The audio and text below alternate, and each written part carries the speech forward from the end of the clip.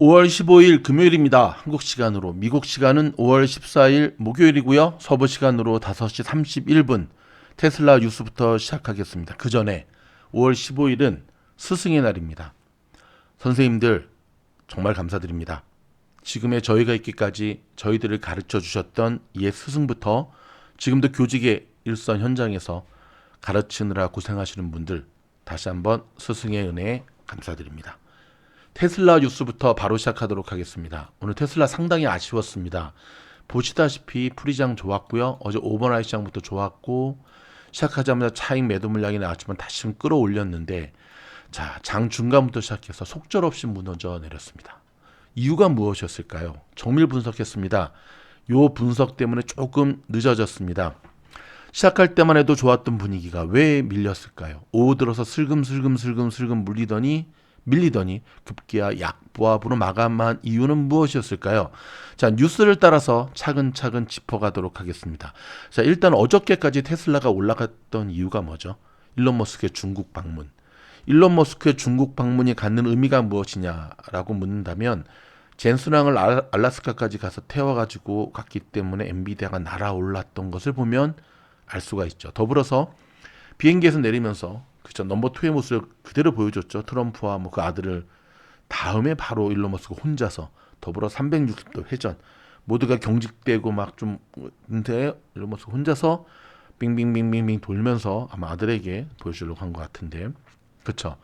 그랬던 테슬라가 자 오늘 슬금슬금 밀리더니 약보합으로 마무리가 되었습니다. 일단 시작 전의 분위기는 완전히 강세였습니다. 트럼프 대통령이 시진핑 주석에게 베이징 정상회담에 머스크를 포함한 대형 CEO들을 대거 동행했잖아요. 젠슨왕, 팀 쿡, 일론 머스크, 레리 핑크, 어쩌고. 네. 시진핑은 이 자리에서 중국의 문은 더 넓게 열릴 것이다라고 발언을 했고요. 머스크는 회담 직후에 정말 it was awesome 하면서 wonderful이라고 하는 표현을 했습니다. 투자자들이 기다려온 것은 단 한 가지죠. 과연 이번에 테슬라의 중국 내에서의 FSD 승인이 날 것인가 안 날 것인가 사실 그 기대감이 굉장히 강했거든요. 자, 발언서조차도 아침 일찍 China FSD Hope Driving Really라는 헤드라인을 뽑았고 테슬라는 장 초반에 무려 451불까지 올렸습니다. 그런데 말입니다. 장중 들어서면서 분위기가 살짝 바뀌었습니다. 자, 점심시간 기점으로 해서 기다리던 FSD 중국 내 소식은 안 나오고 파나소닉이 테슬라 판매 반등을 근거로 전기차 배터리 전망을 상향했다는 기사가 나왔습니다. 이거 여러분 얼핏 보면 되게 긍정적인 뉴스 같죠. 그런데 내용을 뜯어보면 얘기가 달라집니다. 파나소닉의 배터리 공급이 사이버캡, 테슬라 세미트럭, 메가팩3 등 2026년의 핵심 제품들의 생산 램프업을 제때 뒷받침할 수 있을지에 대한 우려가 오히려 부각된 겁니다. 즉 기대보다는 미온적인 내용의 실망 매물이 서서히 나오기 시작했죠. 그리고 결정타는 이번에도 로이터 통신이었습니다. 오후 6시입니다. 로이터가 테슬라 로보택시의 실제 운행 상황을 보도했는데요. 달라스와 휴스턴에서 운영 중인 무인 로보택시 서비스에서 대기 시간이 길어지고 안전 우려도 제기되고 있다는 내용이었습니다. 테슬라 현재 밸류에이션 아시다시피 엄청나죠. 퍼 기준으로는 400배가 넘어요. 이 밸류에이션을 정당화하는 핵심 스토리가 바로 로보택시와 FSD. 로보택시와 FSD인데 두 스토리에 서사가 금이 가기 시작한 거예요. 기다리던 중국에서의 FSD 소식은 나오지 않았고 안 나왔잖아요. 그렇죠? 그래서 이상한데 했는데 여기다가 로이터 통신이 내려가는 테슬라다가 그냥 기름을 끼얹은 거죠. 더 내려와 이렇게.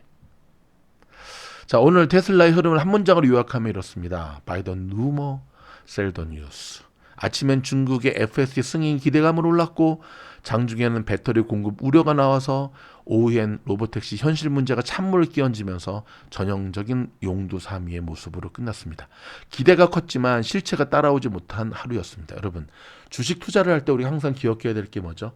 주식은 꿈을 먹고 살죠. 6개월 뒤에 미래에 대한 선반영의 가치가 있죠. 하지만 실적이 뒷받침을 해주지 못하면 용도사미로 끝날 수 있다는 것을 늘 기억해야 됩니다. 그렇다면 여러분, 테슬라는 내일 어떻게 움직일까요? 트럼프와 시진핑 회담의 구체적인 결과물에 테슬라의 FSD가 어떻게 포함되느냐에 따라서 갭상승이냐 갭다운이냐가 결정이 납니다. 좀 더 자세한 것은 2부 VIP 영상에서 다루도록 하겠습니다. 아셨죠? 장을 좀 짚어드리도록 하겠습니다. 4대 지수 일단 최고가 또 경신했네요. 다우는 플러스 0.75, 나스닥 플러스 0.88, S&P 500 플러스 0.77, 러셀이전 플러스 0.63으로 마무리가 되었습니다. 이렇게 애플 빼고 마이크론, 인텔 빼고 다 올랐죠. 아마존, 테슬라, 구글도 못 올랐네. 얘네들 미리 올랐으니까, 그렇죠? 오늘 시장을 이끈 것은 엔비디아와 AMD, 그다음 오라클, 팔란티어까지였습니다. 특별히 엔비디아, 와 진스랑 황 사장 중국으로 날아간 본전 톡톡히 뽑았네요. 자, 뉴욕 증시의 신고가 랠리가 멈출 줄 모르고 있습니다. 나스닥의 강한 상승에 힘입어 오늘도 신고가를 갈아치웠습니다. 어저께 시스코가 호실적을 기록하면서 AI 투자 확대되고 있다는 점이 확인된 데다가 관심을 모았던, 자, 오늘 상장했죠. 세레브라스. 야, 오늘 대단했는데 요거 저희가 멤버십 영상에서 오늘 바로 다루도록 하겠습니다. 그러면서 밤사이 소매 판매 지표도 양호하게 나오면서 오늘은 기술주와 가치주가 골고루 상승하는 모습을 보여주었습니다. 특히 엔비디아는 오늘도 4% 넘게 올라 최근 7거래일 동안 무려 20%, 일주일 동안 20%가량 급등했는데요. 그동안 미중 정상회담을 앞두고 미국과 중국의 관계 개선에 대한 기대감 속에 주가가 크게 올랐는데, 여러분 엔비디아의 이 사냥법, 미주노래 원아월 기법이 핵심인 거 아시죠? 미주노래 원아월 기법은 기적을 일으킵니다. 조금 전에 오늘 아침에 여기 나오죠. 오늘 아침에 우리 공부 학생들과 제가 라방을 하면서 원아월 기법의 엔비디아 가지고 또 기회는 오거든요. 지금도 늦지 않았습니다. VIP 멤버십 가입하셔서 멤버십 하라고 네, 유튜브에서 계속 저희한테 얘기합니다. 멤버십 소리 듣기 싫은 분들은 딴 데 가서 노세요. 아셨죠? 기적의 원아월 기법을 타고 제가 오늘 이제 이 영상 올려드렸잖아요. 그쵸? 이거. 그쵸? 이거. 이건가? 예, 올려드렸죠. 그쵸? 예. 이거죠. 원아월 기법. 이게 이제 엔비디아 가지고 이제 분석을 한 거거든요. 자, 다시 소프트웨어 쪽으로 매수세가 들어오고 있습니다. 마소도 1% 넘게 올랐고요. 반면 애플은 오픈 AI가 애플을 상대로 법적 대응을 준비하고 있다는 소식이 소폭 떨어졌습니다. 이게 뭔 소리요? 시총 6위부터는 브로드컴 역시 엔비디아 훈풍 속에 5% 넘게 급등했고요. 이제 알겠죠? 엔비디아 오르면 브로드컴도 따라 오른다. 월마트는, 자, 요거 좀 보면서 할까요? 미국의 유가 급등에도 잘 버티고 있다는 분석이 나오면서 0.75% 올랐고요. 나머지 기업들의 등락은 혼재였습니다. 자, 오늘 나온 소매 판매 지표를 보면 4월 소매 판매는 전월 대비 0.5% 올라서 직전치 대비 증가폭이 크게 꺾였지만 예상치에 부합하게 나왔고요. 또 GDP 개선에 포함되는 통제그룹 소매 판매도 전망치를 웃돌았는데요. 이 지표는 자동차와 주유소, 음식 서비스 등을 제외한 지표로 실제 소비 흐름을 보다 정확히 보여주는 지표로 여겨집니다. 휘발유 판매를 제외한 소매 판매 증가율은 0.3%에 그쳤거든요. 최근 3개월 중에 가장 낮은 수준이었는데, 그래도 월가에서는 고유가에도 소비가 버티고 있다고 평가를 했는데 조금 실물 경제학은 좀 차이가 있죠. 고용시장도 역시나 아직 괜찮습니다. 신규 실업수당 청구 건수는 21만 1000건으로 전주보다 늘어나긴 했지만 여전히 낮은 수준을 유지하고 있습니다. 또 2주 이상 실업수당을 청구하는 계속 실업수당 청구 건수는 178만 2000명으로 전주보다 2만 4000명이 늘었지만 전반적으로는 큰 변화는 없으면서 저채용 저해고 추세가 이어지고 있음을 보여주고 있습니다. 자, 이를 보면 미국 경제는 아직 침체라고 보기 어렵죠. 실제로 오늘 지표들이 나오고 애틀란타 연준에서는 2분기 GDP 전망치를 기존 3.7에서 4%로 상향 조정을 했는데요. 다만 인플레이션은 점점 시장의 발목을 잡아가고 있는 모습입니다.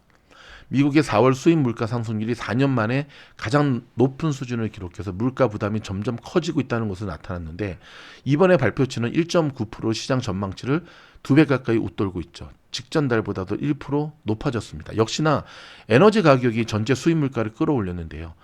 연료 및 윤활유 수입 물가가 전달 대비 16.3% 증가해서 2022년 이후 최고치를 기록했습니다. 자, 국제유가는 시장 참여자들이 미중 정상회담을 지켜보면서 보합관에서 거래되고 있습니다. 자, 오히려 오늘은 유가 상승을 억제하는 소식들이 많았는데, 백악관은 미국과 중국 모두 호르무즈 해협이 개방된 상태로 유지해야 한다는 데 동의를 했습니다. 중국 관련 선박이 첫날 밤부터 호르무즈 해협을 통항하기 시작하는 소식도 전해졌습니다. 근데 말입니다. 오늘 기가 막힌 발언을 했습니다.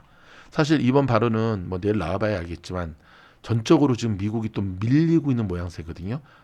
트럼프 1기 때 중국을 방문했을 때의 모습과는 전혀 다른 그냥 파리 차원의 대우를 그대로 계속 중국이 이어가고 있는데 면전에다 대고 트럼프 면전에다 대고 대만 문제에 관여하지 마라. 트럼프는 노코멘트. 좀 비굴한 모습까지 들더라고요. 정말 미국이 언제부터 이렇게 됐던가. 트럼프의 머릿속에는 무엇이 있는 것인가.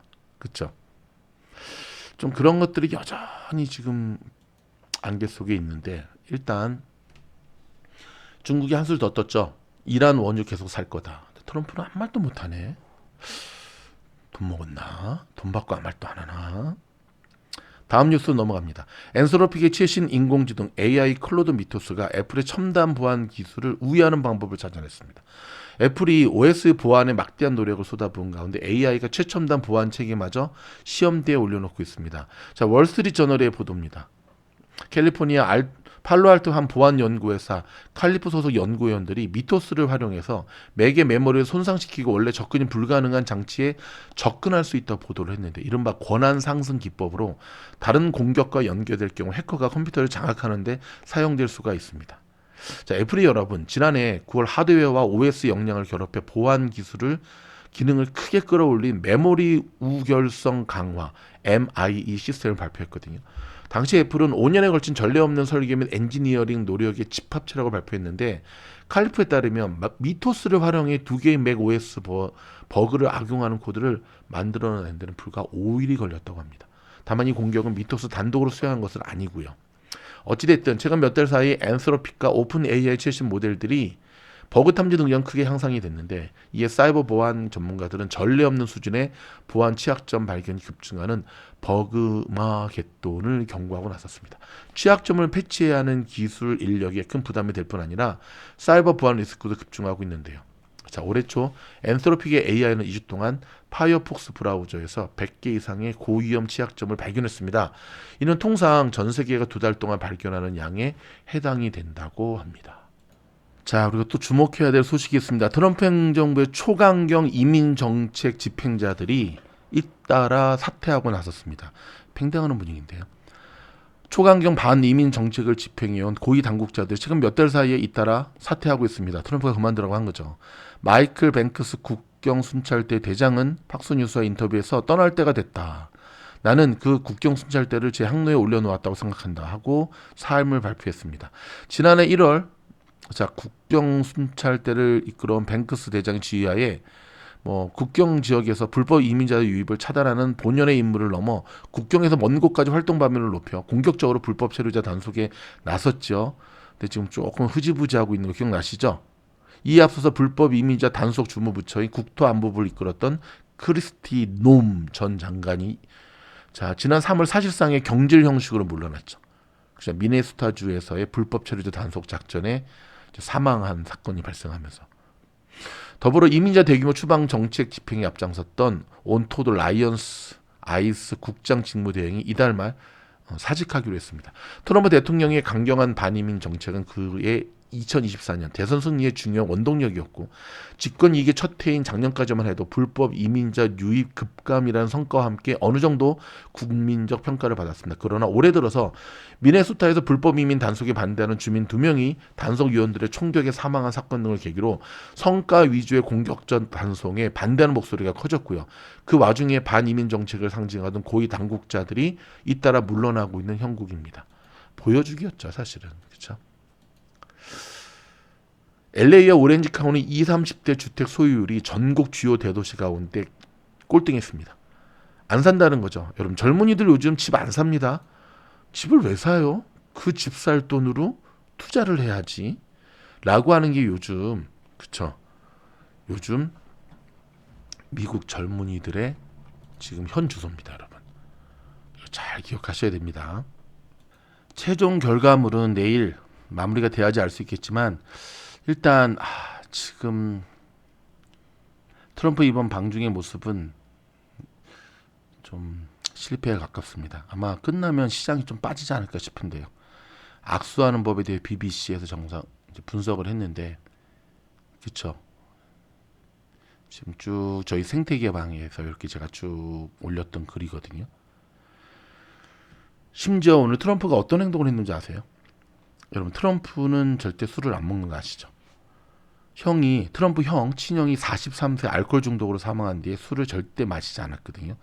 그러던 트럼프가 몇 년 만이야? 30년 만에 오늘 만찬에서 술을 마시는 모습을 보여줬습니다. 시진핑 국가주석이 주최한 만찬에 이보다 더 훌륭한 환영은 없었다며 환상적인 하루였다며 건배사를 했거든요.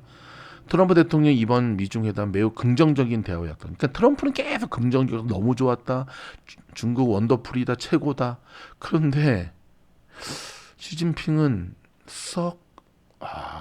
이렇게 끝나게 되면 트럼프는 자화자찬하는 거 끝날 거고 시진핑은 자국민들한테 어떤 얘기 할까요? 내가 면전에다 대고 얘기했어. 어떤 얘기? 대만 문제 관여하지 말라고. 야, 이거 트럼프 일기 때 미국인들이 느꼈던 이 시원하고 통쾌한 뭐 사이다 같은 느낌을 이번에는 중국 사람들이 받겠는데. 참 느낌이 상당히 안 좋습니다. 그쵸? 끝까지 지 아들님이 데려갈 때부터 알았어. 네. 일단 여러분 여기까지 전해드리도록 하겠고요. 몇몇 중요한 뉴스들이 좀 있거든요. 제가 별도 영상을 통해 지원하도록 하겠습니다. 고맙습니다.